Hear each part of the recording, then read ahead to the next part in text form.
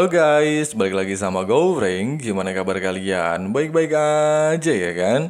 Di video kali ini kita akan kembali melanjutkan pembahasan rekap alur cerita Donghua Throne of Steel alias Perjalanan Putra Cahaya Long Hao Chen. Buat teman-teman yang baru gabung, Mimin saranin nonton dulu pembahasan bagian sebelumnya supaya kalian gak gagal paham.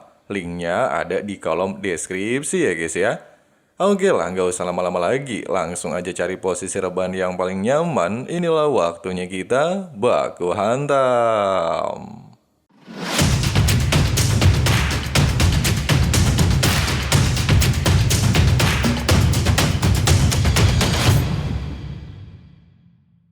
Melihat kedatangan Paimon di markas besar Feng Xiu dan sempat menghilang tanpa izin, lalu menggunakan metode rahasia untuk berteleportasi ke wilayah pegunungan Yumo, jelas menjadi pertanyaan besar di benak pikiran sang Kaisar Iblis, sehingga dia meminta penjelasan apa yang sudah dilakukan.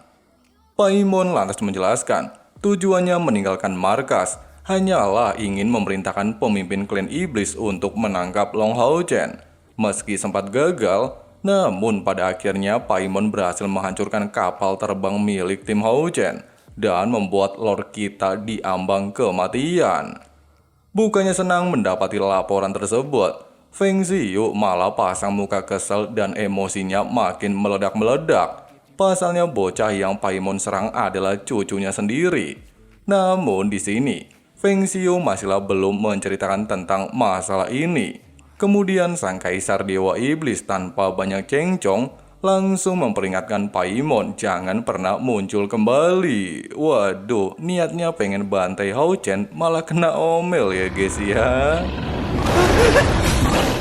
Pasca kepergian Paimon, Feng Xiu terlihat memerintahkan Fashak untuk menggunakan ramalannya sekali lagi, mencari tahu segala sesuatu mengenai Austin Griffin dan jangan sampai ada kesalahan berikutnya. Di sisi lain, kita akhirnya mendapatkan sebuah fakta menarik. Ternyata sebelum Paimon menghancurkan kapal terbang milik tim Hao Chen, si kakek yang kini berada di samping Lord kita dengan cepat mengaktifkan kemampuan hukum ilusi untuk mengelabui Paimon, sehingga dirinya bisa membawa Hao Chen dengan selamat. Sambil berjalan melintasi area pegunungan, si kakek yang diketahui bernama Long Tianying mengatakan, selama ada dirinya dan segel di tubuh Hao Chen gak menghilang, maka tidak ada satu orang pun yang bisa melacak auranya.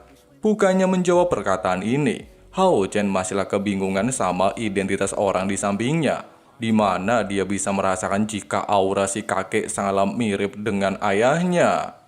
Sementara itu, tepatnya di benteng aliansi tim pemburu iblis, melihat pergerakan pasukan iblis mulai mendekati benteng pertahanan, bapaknya Sair segera memerintahkan prajurit perang agar tidak membiarkan satu dari mereka menerobos pintu gerbang aliansi pemburu iblis. Sedangkan di sisi lain, keempat dewa iblis yang memantau pertempuran ini mencoba berdiskusi untuk merencanakan aksi mereka selanjutnya. Meski tanpa adanya arahan dari Paimon, namun jika mereka berempat mampu menghancurkan benteng aliansi perbatasan dan menangkap Long Hao Chen, kemungkinan Feng Xiu akan memberikan imbalan yang cukup besar. Oleh sebab itu, baik Florence, Andos, Simon Lee, Barney memutuskan untuk memulai perang. Di waktu yang sama, sebelum turun ke medan perang, serta melihat pergerakan keempat dewa iblis, Long Tianying lantas menyarankan Hao Chen untuk pakai topeng dulu, sehingga identitasnya tidak diketahui oleh mereka. Dan tiba-tiba...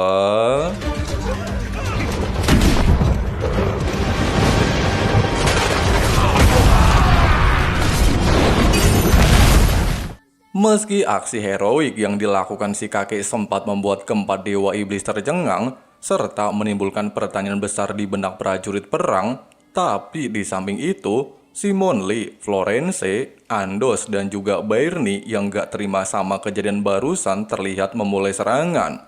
Namun untungnya saja, si kakek dengan cepat mengaktifkan domain hukum untuk menekan kekuatan empat dewa iblis, sehingga mereka berdua memiliki peluang untuk menghadapi keempat orang itu. Alhasil, sambil menahan serangan Florence, serta melihat kemampuan yang ditunjukkan si kakek, jelas bikin Hao Chen terkejut-kejut bukan main.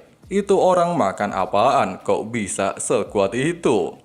Belum sempat berpikir lebih jauh, Hao Chen kembali mendapatkan serangan dari Florence, sehingga memaksanya menggunakan perisai kesatria cahaya.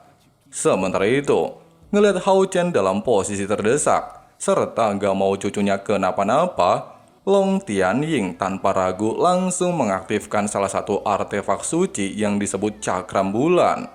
Nah, di sini Mimin kasih penjelasan sedikit ya guys ya. Setiap kali Cakram Bulan diaktifkan, si pemilik ataupun rekannya dapat menggunakan 12 kemampuan rahasia yang akan dipilih secara acak. Bahkan di fase pertama, setelah si kakek meminta Hao Chen untuk mencobanya, Lord kita mendapatkan teknik baru yang disebut bulan keberuntungan. Berkat adanya teknik barusan, Long Hao Chen berhasil menghindari serangan Florence. Melihat hal itu, si kakek lantas menjelaskan, fase pertama bulan keberuntungan dikatakan memiliki kemampuan kecepatan bagi penggunanya, sehingga dapat menghindari segala ancaman maupun perbedaan level di antara musuhnya. Oleh sebab itu, si kakek meminta Hao Chen agar memfokuskan diri menghadapi Florence, sedangkan dirinya akan menahan ketiga dewa iblis sekaligus. Mendapati kepercayaan ini, Long Hao Chen tanpa basa-basi mengaktifkan teknik bulan keberuntungan, memulai baku hantam melawan Florence.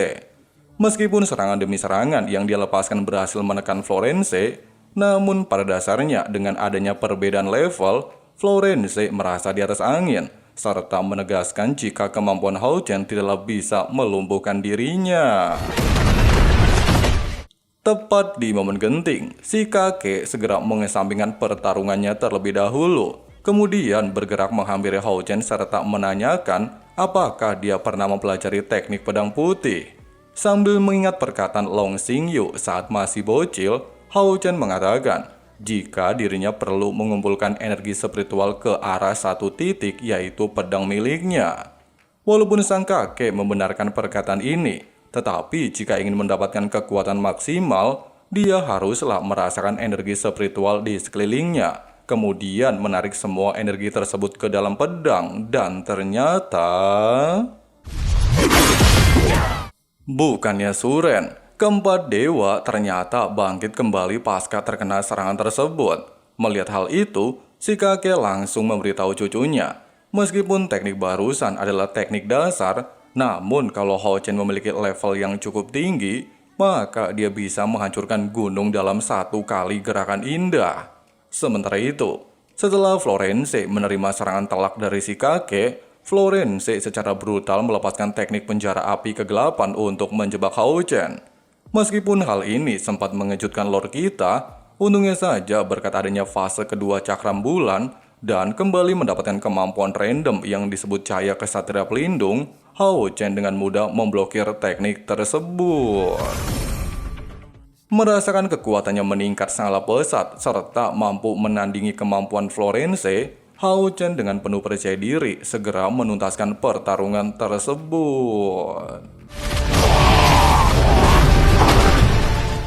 Menyadari ada keanehan yang terjadi sama bakat kembaran Mimin, hanya berada di level 7 tapi dapat bersaing dengan pemimpin iblis, baik si Monli bersama Andos tanpa basa-basi langsung menyerang dengan kekuatan penuh.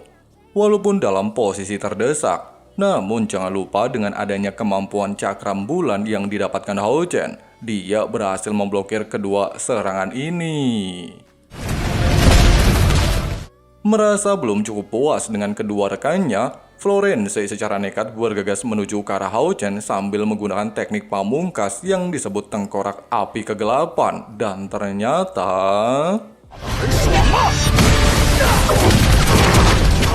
di sisi lain, dikarenakan cucunya dua kali mendapatkan keberuntungan dari cakram bulan, si kakek lantas mencoba untuk mengaktifkan fase selanjutnya. Tapi bukannya mendapatkan keberuntungan mengenai kekuatan hukum rahasia, si kakek haruslah tersingkir dari medan pertarungan setelah cakram bulan memperlihatkan kolam darah kematian.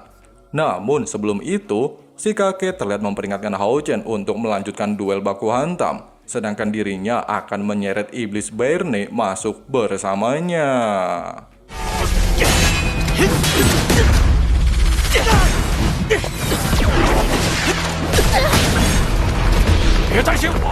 Tidak berselang lama, menyadari inilah kesempatan mereka mengakhiri hidup sang MC, baik Simon Lee, Florence, dan juga Andos langsung mengombinasikan ketiga kemampuan mereka agar menciptakan kekuatan luar biasa hebat. Sedangkan Hao Chen dengan cepat mengaktifkan teknik perisai Guardian Knight memblokir serangan ini. Untungnya saja, di momen krusial, di saat Hao Chen tidak lagi mampu bertahan di bawah aura tekanan yang dikerahkan tiga pemimpin iblis, cakram bulan tiba-tiba saja aktif kembali, sehingga Hao Chen mencoba untuk menggunakan teknik hukum rahasia selanjutnya, dan tiba-tiba... Nah, ternyata hukum rahasia cakram bulan memiliki efek penyembuhan dan membalikan luka yang dialami Hao Chen sebelumnya, sehingga mengakibatkan ketiga dewa iblis ini mendapatkan serangan balik. Di waktu yang sama, menyadari inilah peluang menuntaskan balas dendamnya, Hao Chen dengan cepat melepaskan pedang suci tepat ke arah Florence.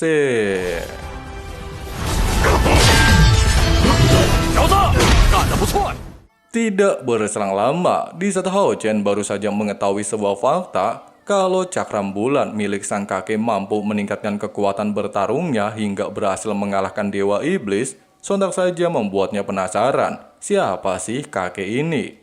Namun belum sempat berpikir lebih jauh, topeng yang terpasang di wajah Hao Chen tiba-tiba lepas, sehingga identitasnya penyamarannya terbongkar. Melihat pemuda yang dari tadi melawan mereka adalah Hao Chen, baik Florence, Simon Lee, dan Andos pada awalnya memutuskan untuk melarikan diri, serta melaporkan kejadian ini kepada Kaisar Dewa Iblis Feng Xiu. Namun belum sempat meninggalkan area medan pertarungan, si kakek tanpa pikir panjang langsung mengaktifkan tahta ketertiban dan hukum. Waduh.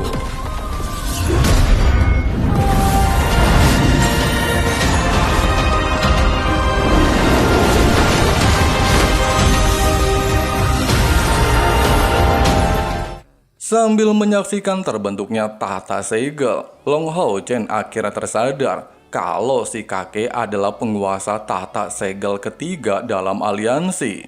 Sementara itu, meski identitas tetua di hadapan keempat iblis sudah terbongkar, namun karena mereka cuma bisa pasrah doang, Long Tianying tanpa belas kasih dengan cepat melepaskan teknik pertama dari tahta ketertiban dan hukum ilahi.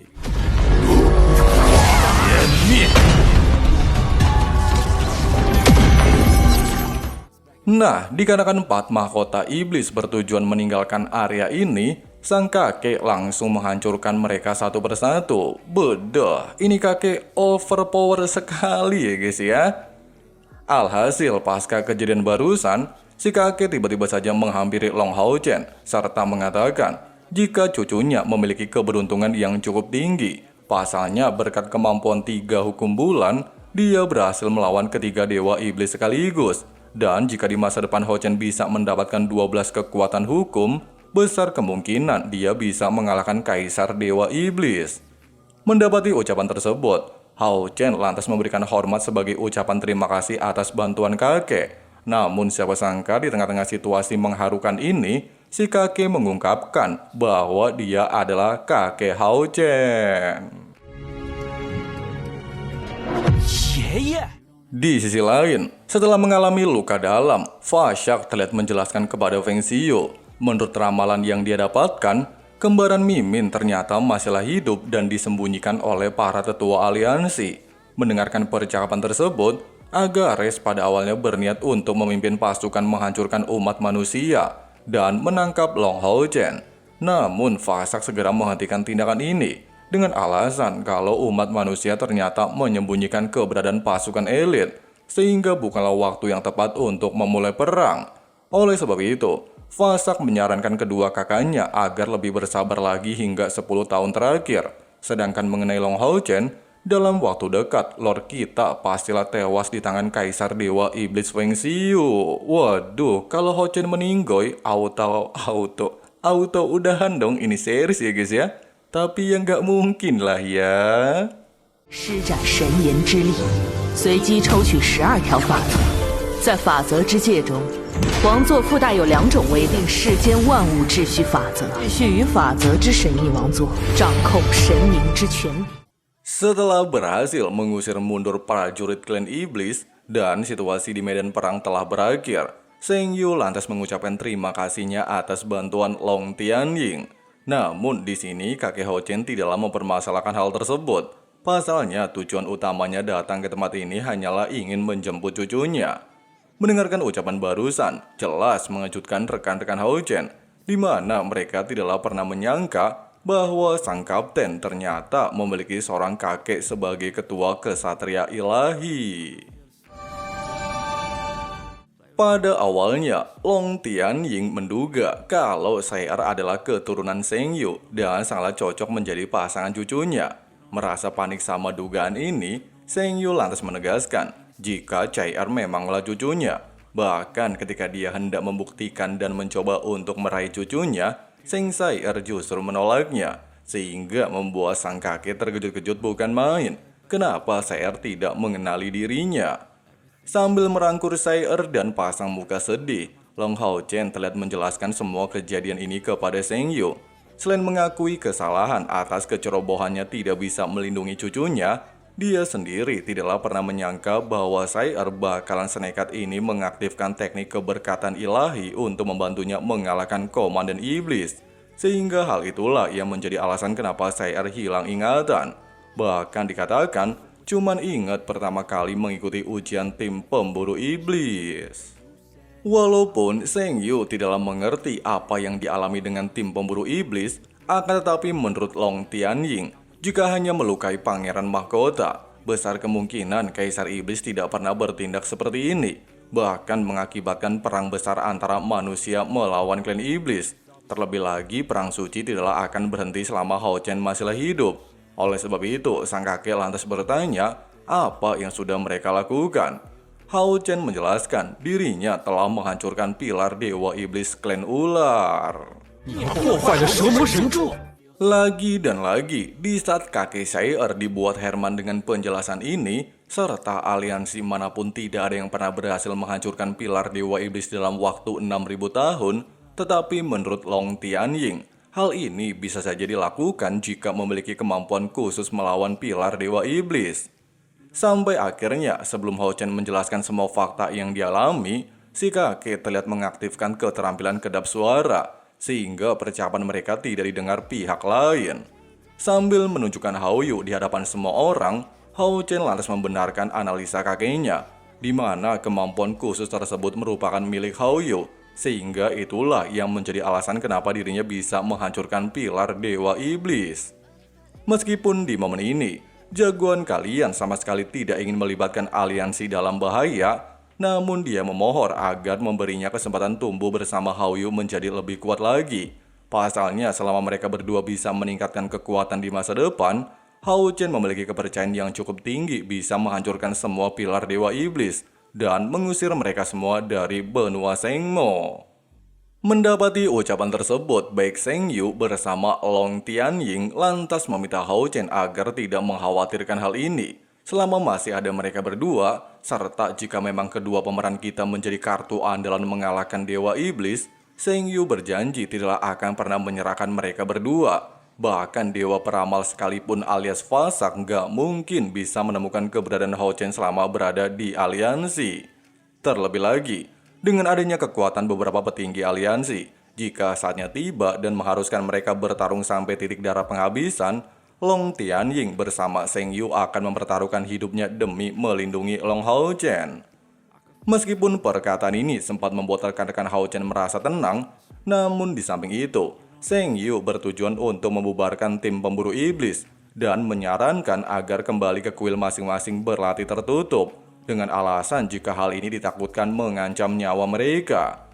Walaupun beberapa anggota sempat menolak saran tersebut, serta masihlah kekeh ingin terus bersama Long Hao Chen, tapi karena sang kakek sudah melontarkan surat perintah, seluruh tim Hao Chen tidaklah bisa bertindak apapun. Waduh. Selepas dari kejadian sebelumnya, tim Hao Chen terlihat memulai hidup baru, menjalani aktivitas seperti manusia pada umumnya, bahkan tanpa adanya perang antara manusia menghadapi klan iblis, maupun misi berbahaya di menara pemburu iblis, seakan-akan menjadi pukulan telak bagi mereka, dan cuma bisa nikmatin liburan doang.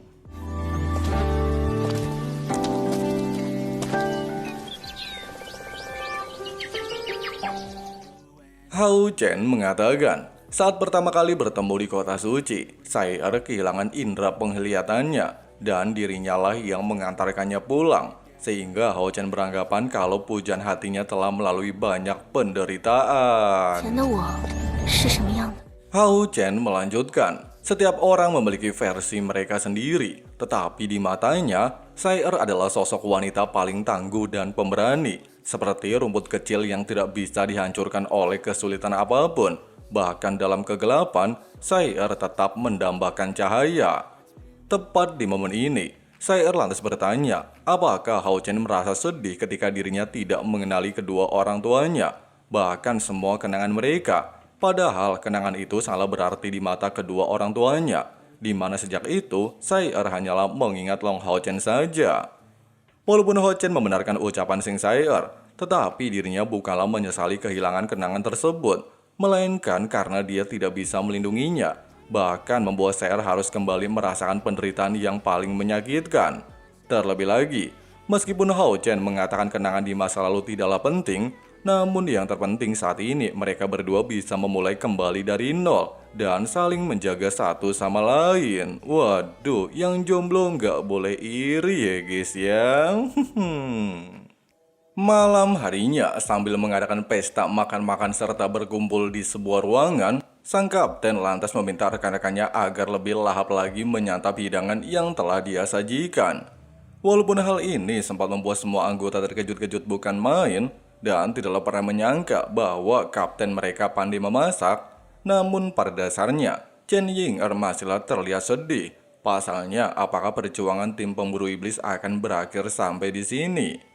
Mendapati pertanyaan ini, serta melihat wajah rekan-rekannya mulai murung, sebagai kapten, Hao Chen mencoba untuk menenangkan suasana, di mana ada sesuatu yang penting yang harus mereka bicarakan. Tidak berselang lama, setelah membawa anggota ke gerbang perbatasan pemburu iblis dan merupakan tempat pertama kali mendapatkan sebuah misi, Long Hao Chen lantas mengatakan, walaupun pada saat itu dirinya hanya berada di tingkat 5, namun berkat adanya bantuan seluruh tim yang selalu berada di garis belakang melindungi dirinya, Hao Chen berhasil menerobos pertahanan klan iblis. Oleh sebab itu, dia lantas mengucapkan terima kasih atas bantuan rekan-rekannya. Terlebih lagi, meskipun Hao Chen sendiri benar-benar tidak menginginkan perpisahan tersebut, namun karena dirinya akan menjadi target utama Dewa Iblis, maka hal itu pastilah akan membahayakan mereka. Sehingga Hao Chen menegaskan, demi kebaikan bersama maupun tujuan yang lebih baik, Lord kita berharap seluruh anggota bisa menerima keputusan ini, serta berjanji setelah pelatihannya berakhir selama 1 tahun, dia pastilah akan membawa mereka kembali menjelajahi dunia iblis.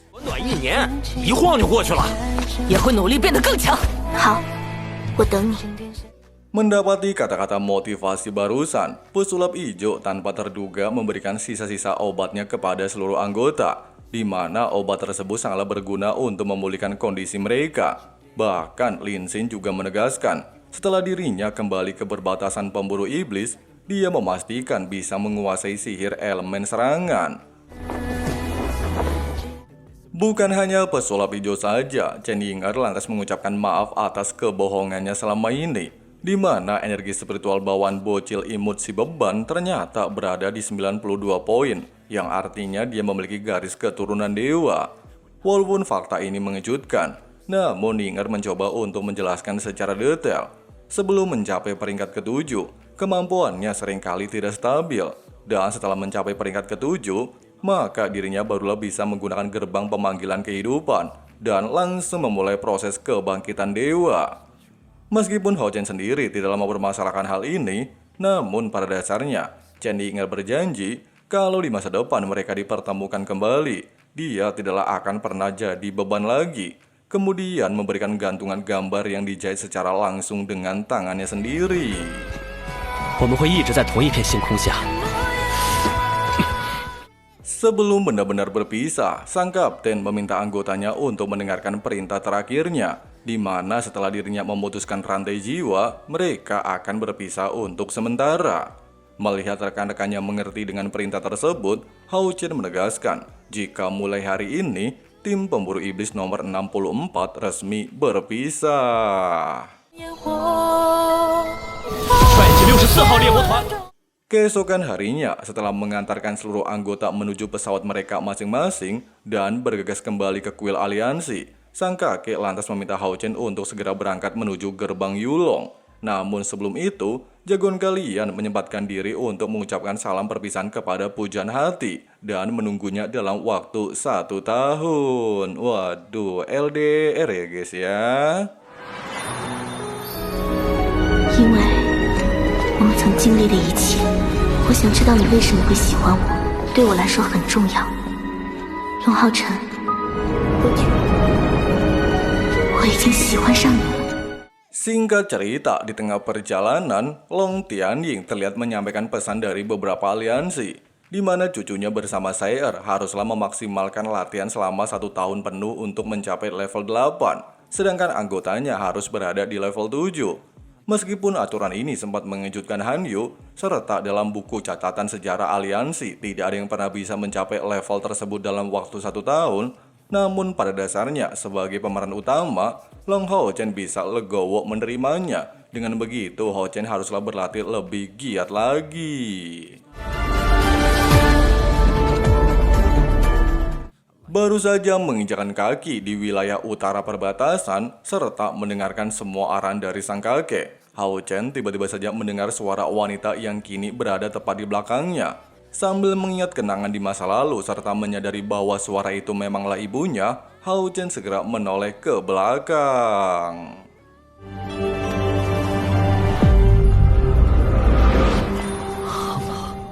Setelah bertemu dengan sang ibu di benteng Yulong, Bayu terlihat membawa putranya kembali ke tempat tinggalnya. Walaupun Hao Chen sempat mengingat beberapa kenangan di masa lalu, kalau rumahnya tetaplah sama dan tidak ada perubahan sedikit pun.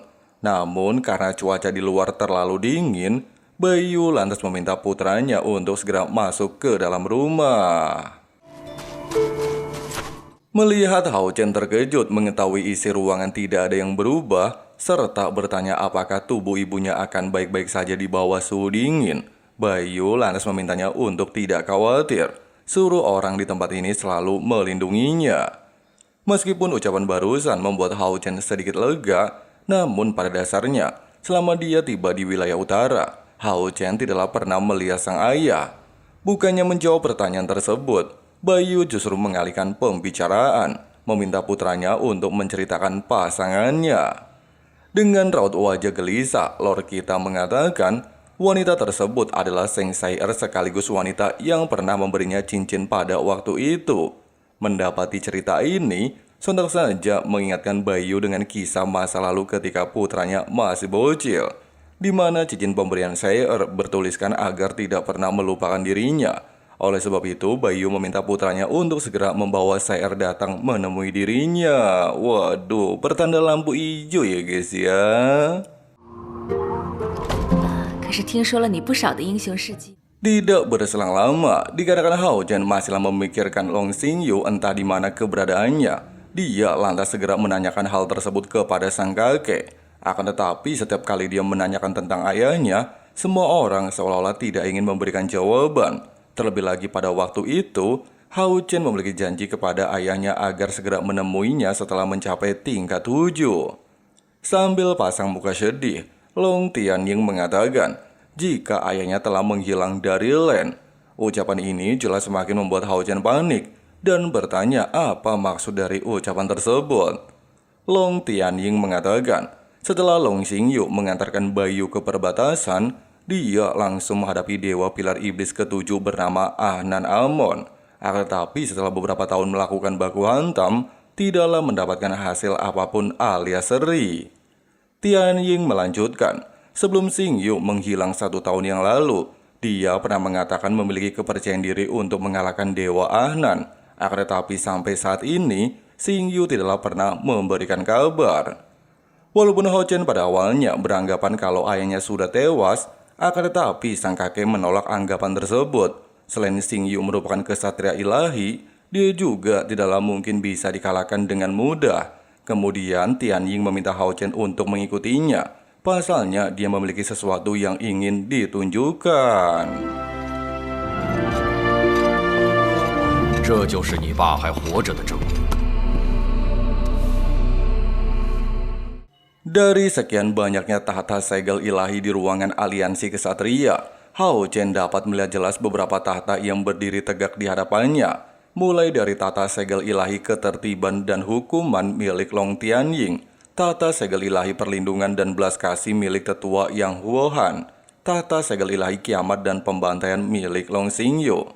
Sang kakek lantas menjelaskan, walaupun beberapa kesatria yang terikat kontrak segel tahta akan muncul di sini, namun jika orang tersebut telah meninggal atau membatalkan kontrak, tahta di sini akan menghilang dengan sendirinya dan menunggu waktu untuk dibangkitkan kembali. Sehingga alasan inilah yang membuat Long Tianying sangat yakin kalau Xingyu masihlah hidup. Oleh sebab itu, sebelum dirinya melanjutkan pencarian keberadaan Xingyu, Tianying terlihat memberikan sebuah benda dari tetua Yang Hauhan. Benda ini merupakan peninggalan terakhir Long Xingyu untuk Hao Chen. Selain terdapat sedikit kekuatan Xingyu, benda ini bisa Hao Chen gunakan untuk sementara waktu menggunakan tahta segel dewa kematian dan pembantaian milik Long Xingyu. Meskipun pemberian ini sempat menimbulkan pertanyaan yang cukup besar di benak pikiran Hao Chen, serta masihlah bingung maksud dari tujuan ayahnya. Namun dia mencoba untuk mengesampingkan hal ini terlebih dahulu. Kemudian terlihat meraih benda tersebut dan tiba-tiba... Tepat di momen ini, di saat Long Tianying dibuat tercengang dengan lonjakan aura ini, salah satu segel ilahi tiba-tiba saja menunjukkan sebuah reaksi, seolah-olah memilih Hao Chen sebagai pemiliknya.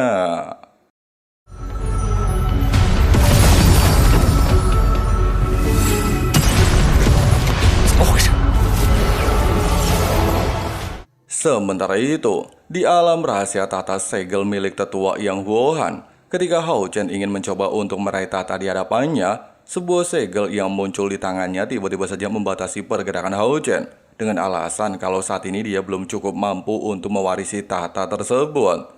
Walaupun kejadian barusan sempat membuat Long Tianying merasa cukup puas dengan bakat cucunya dan ucapan tetua yang memanglah benar kalau dia bakalan jadi penerus tahta segel keabadian dan penciptaan, tapi pada dasarnya Hao Chen masihlah kebingungan apa alasan tahta tersebut menolak kehadirannya.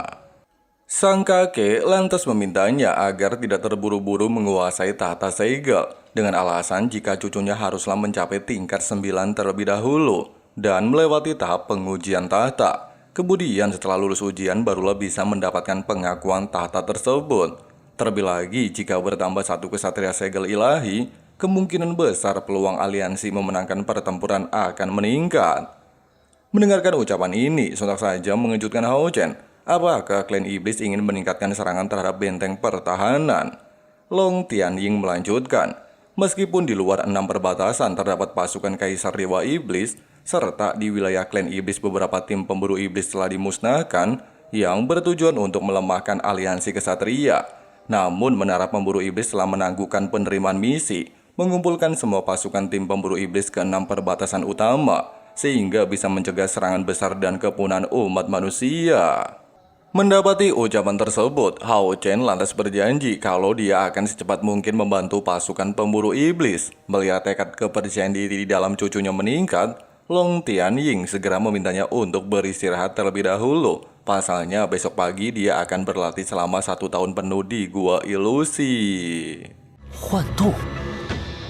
Sebelum memulai latihan di area Gua Ilusi yang dikatakan menyimpan banyak sekali energi spiritual di dalamnya, serta memiliki beberapa keterampilan rahasia kesatria segel ilahi, dan merupakan salah satu tempat paling cocok untuknya melakukan terobosan ke tingkat selanjutnya, Hao Chen terlihat menyempatkan diri untuk berpamitan dengan ibunya. Meski perjalanan ini dianggap sebagai tantangan baru, namun ada Han Yu dan Yang Wenzhou yang nantinya akan menemaninya. 杨兄，你怎么在这里？ Sambil berjalan melintasi goa, Wenzhou sempat bertanya dengan misi yang pernah dilakukan tim Hao Chen. Walaupun sempat terkejut sama pertanyaan barusan, serta Hao Chen sendiri mengatakan jika dia bersama timnya baik-baik saja. Namun tanpa terduga, di tengah-tengah percakapan ini, mereka tiba-tiba saja merasakan fluktuasi aura sangatlah kuat. Melihat energi spiritual mengelilingi area tersebut, Han Yu menjelaskan, selain memiliki efek 10 kali lipat lebih banyak daripada energi di luar, dan jika memanfaatkan hal ini untuk berlatih akan membantu rekan-rekannya menerobos tingkatan. Namun di samping itu, Wenzhou masih mempertanyakan di mana keterampilan rahasia berada.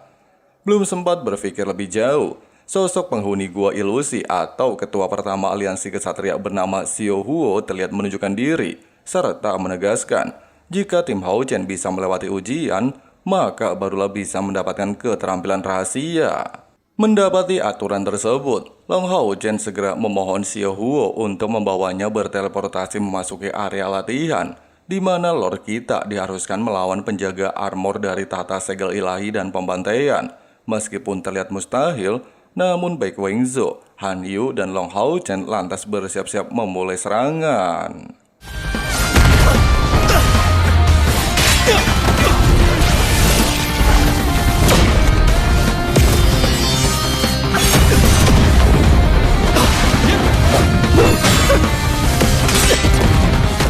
Walaupun di awal latihan ketiganya mencoba untuk mengombinasikan keterampilan pamungkas melumpuhkan si penjaga, sayangnya hal tersebut percuma saja, di mana ternyata penjaga ruang langsung mengaktifkan keterampilan rahasia yang disebut 10.000 api meteor.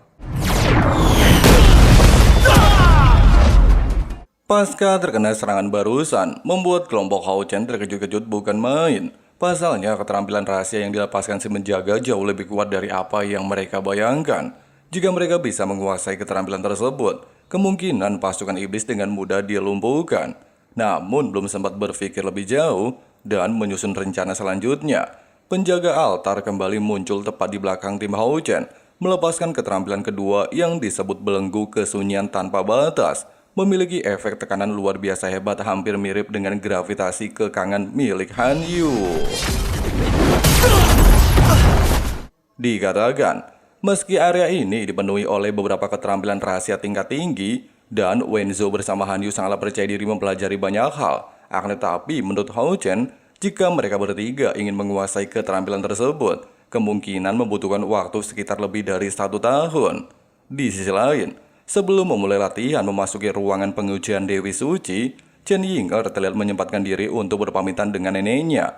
Meski si nenek sempat mempertanyakan hal tersebut, namun Ying'er menegaskan jika dia hanyalah memiliki batas waktu sekitar 1 tahun dan gak mau jadi beban tim lagi.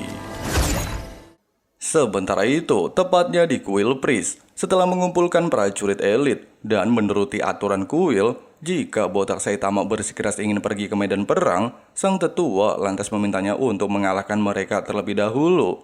Bukannya ciut menghadapi prajurit elit, si Masian justru bersemangat memulai latihan.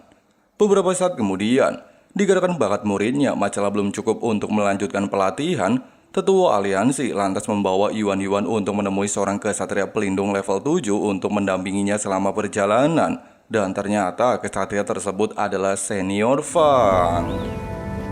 放哥， 圆圆，好久不见。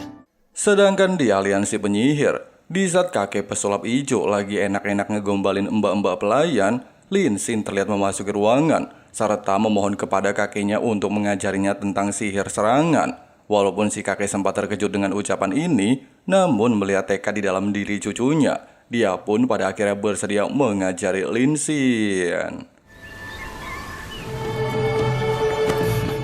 Di sisi lain, meski keluarga besar Seng Saer mencoba untuk menghentikan tindakan putrinya agar tidak memasuki alam reinkarnasi yang dikenal sebagai area paling berbahaya, tapi pada dasarnya Saer langsung menolaknya dengan alasan jika dia haruslah segera menerobos ke tingkat selanjutnya. Terlebih lagi, Seng Saer masihlah ingin memulai perjalanan baru bersama Long Hao Chen. Sementara itu, menyadari waktu yang mereka butuhkan sangatlah terbatas, baik Hao Chen bersama kedua rekannya bertujuan untuk memanfaatkan latihan tersebut, sehingga bisa mempelajari lebih banyak lagi keterampilan rahasia. 我们一定会再见。 Nah guys, seperti itulah alur cerita perjalanan King Hao Chen di bagian kali ini. Untuk kelanjutan alur ceritanya, tunggu notifikasi dari teman santuy ya guys ya. Jadi langsung aja klik subrek dan nyalain loncengnya, supaya teman-teman tidak ketinggalan updatean video-videonya. Oke lah, makasih banyak buat kalian yang udah nonton sampai habis. Di sini Abang Frank undur diri mau lanjut ngopi-ngopi santuy dulu. See you next time guys.